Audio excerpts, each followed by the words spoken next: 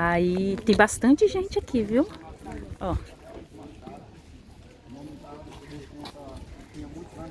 Ali tem vários carros, ônibus, tá? Eu vou... Toda essa historicidade está entrelaçada desde a formação do Quilombo dos Palmares até a formação do Parque Memorial Quilombo dos Palmares. Vamos fazer todo esse trajeto aqui, um giro de 360 graus. Depois a gente desce para a Lagoa Sagrada dos Negros, que é o ponto intacto do Parque Memorial. Tudo que vocês estão vendo aqui são réplicas em tamanho real, semelhante à arquitetura de Moçambique, certo? Desejar boas-vindas para vocês, sejam bem-vindos. Né? Tem uma frase bem bacana ali, que a gente vai quebrar alguns paradigmas preconceituosos. Olorum, Colofé, Axé, Saravá, Nizambi. O que é o Saravá? Saudação, licença. Lorum, Olorum, Deus, Senhor Supremo.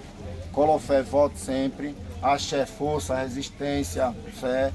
Saravá, saudação, Nizambi, Deus. Essa frase a gente vai levar no final do passeio, quando a gente vai desejar, vão com Deus e volte sempre, certo? Para entender todo esse contexto histórico, a gente vai sair da África até chegar no Brasil. Saímos de lá, do Congo, precisamente ali em Bangala, onde Aqualtune, que foi mãe de Gangazumba, avó dos Zumbi dos Palmares, lutou para defender o seu povo lá naquela região. Ela perdeu a guerra, foi feita prisioneira de guerra, trazida para o Brasil, vendida como escrava reprodutora. E ela se depara em um grande engenho dentro da capitania de Pernambuco, que hoje é uma cidade interior de Alagoas, conhecida como Porto Calvo. 40 escravizados se revoltam nessa fazenda, ateia fogo no grande engenho dessa fazenda e foge para cá. Aproveitando a oportunidade, a Aqualtune já foge junto com esses 40 escravizados. Entre esses 40 escravizados tinha brancos, índios e negros. Essas etnias foram as principais que deram início à formação do Quilombo dos Palmares a partir do ano de 1597, que foi o ano que iniciou a formação do Quilombo dos Palmares. Temos uma cerca aqui, né, ó, pode olhar ela aqui atrás. Tem um contexto histórico nessa cerca, ela chama-se paliçada. Temos uma torre bem grande aqui, ó, chama-se atalaia, posto de observação, local de observação. Ali em cima ficavam os melhores arqueiros. E dali também de cima a gente enxerga o aeroporto Zumbi dos Palmares, lá em Rio Largo, Maceió. Eles cavavam vários buracos enormes e profundos, que eram os fósseis, de frente dessas paliçadas. Enfiava espeto dentro desses buracos, cobria com palha. A partir do momento que a tropa inimiga tentava atacar esses mocambos, era surpreendido por essas armadilhas, caindo dentro dela e morrendo espetados. Perguntas? Dúvidas?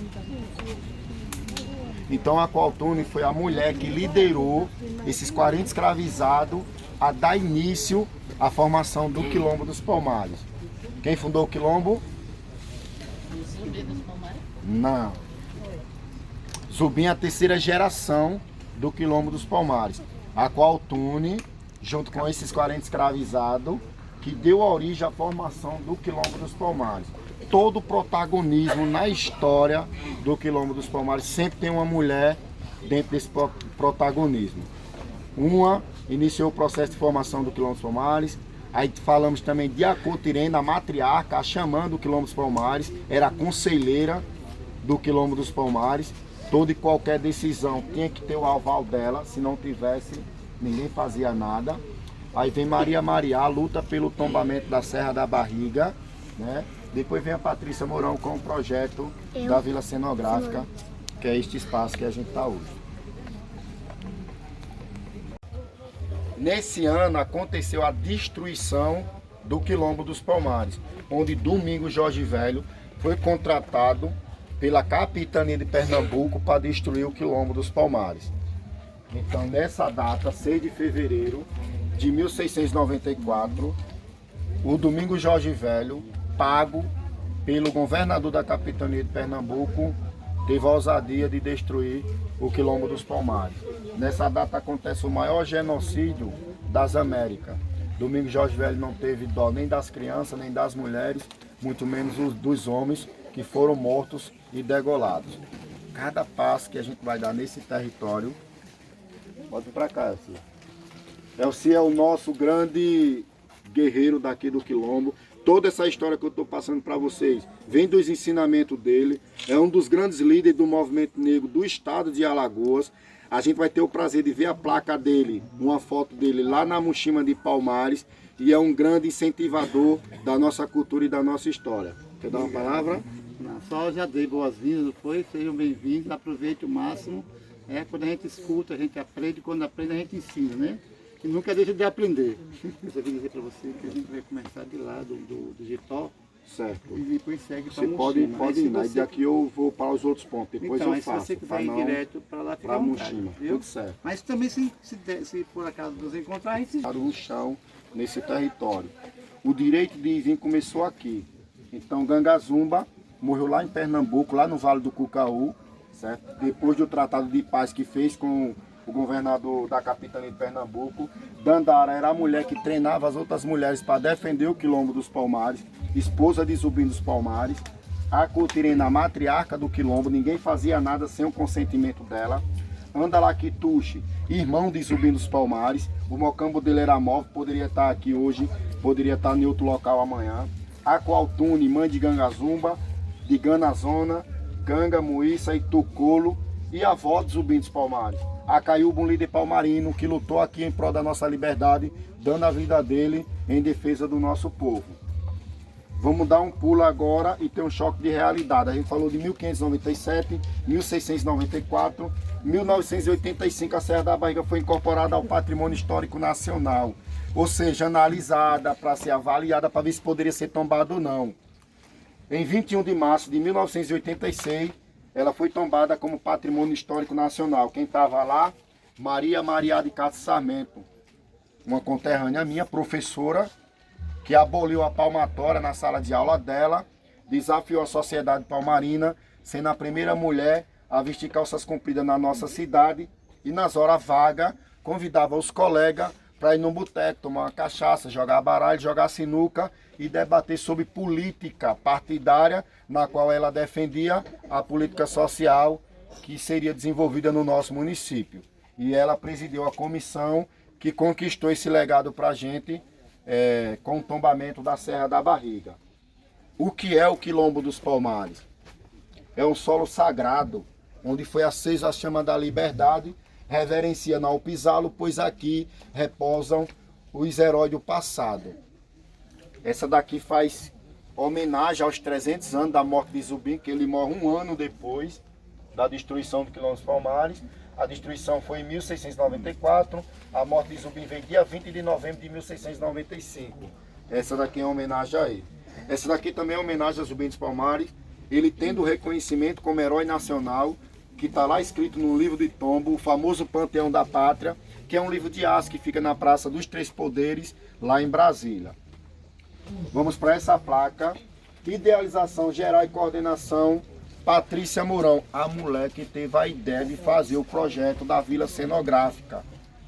Só para você ter ideia, essa vila foi feita lá no pé da serra. Aí o fazendeiro da cidade, tal, que cedeu a terra, disse que não queria mais, tal, depois foi retirado e graças a Deus foi instalado aqui, né? Essa mulher coordenou 256 pessoas e 73 entidades envolvidas no projeto. Choque de realidade. Inauguração do parque, 19 de novembro de 2007, ontem.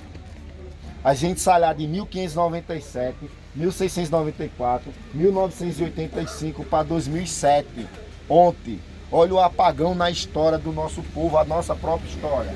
E o ministro da Cultura, Gilberto Gil, esteve aqui presente na inauguração do parque e plantou um pau-brasil aqui atrás, ó. Quem nunca viu um pau-brasil, espera. Em homenagem à diversidade religiosa do Quilombo dos Palmares. Aqui viveu católicos, muçulmanos, adeptos da religião matriz africana, certo? Em homenagem a essa diversidade religiosa, foi feita aquela casinha ali, onde tem oferenda lá dentro, que é um jarro de flores, dinheiro jogado no chão, que são os turistas que jogam, faz o pedido na esperança desse pedido ser realizado. Não é obrigado ninguém jogar. Outra coisa, não existe religião com o nome macumba. Macumba é um instrumento musical tocado nas rodas de samba, de capoeira ou em qualquer roda de samba. E também é uma árvore típica do continente africano. Não tem religião com o nome macumba, certo?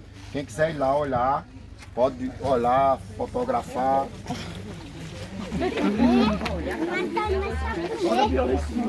É o quê? Quando a gente for sair, a gente se junta lá na frente para tirar uma foto. Bem bacana, né? Aqui está o nome de todos os mocambos. Podem entrar. Que formavam o Quilombo dos Palmares.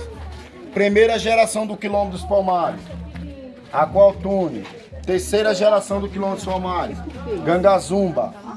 Terceira geração do Quilombo dos Palmares, Zubim dos Palmares. Aí temos a... Não pode subir, meu filho. Olha a fita.